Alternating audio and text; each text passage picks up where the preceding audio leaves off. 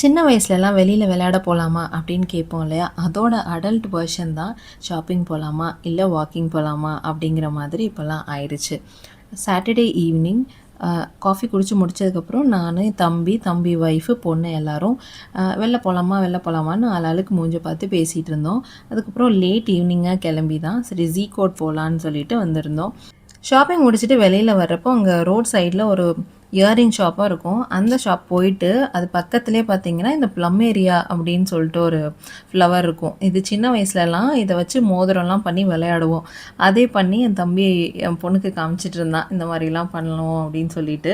அதை உட்காந்து வான்னு பார்த்துட்டு இருந்தா. அதுக்கப்புறம் அதை அவள்கிட்ட கொடுத்துட்டு அவளை ஃபோட்டோ எடுத்தது இல்லாமல் எல்லாரும் வாங்கி அதை ஒரு ப்ராப்பர்ட்டியாக வச்சு ஃபுல்லாக ஃபோட்டோ எடுத்துகிட்டே உட்காந்துருந்தோம்.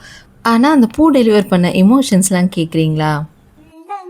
பேசும் மொழி அறிந்தாலும் ஜீவன் துடிக்க தேவையில்லை. இரு கண்கள் பேசும் பாஷைகள் ஒரு மொழிகள் சொல்வதில்லை. கண்ணா பின்னானு ஒன்ன நெஞ்சுக்குள்ள வச்சு தாங்குவேன் தாய் மாமனா. காலம் எல்லாம் சீர்வரிசை செஞ்சு கையில் ஏந்துவேன் தாய் மாமனா.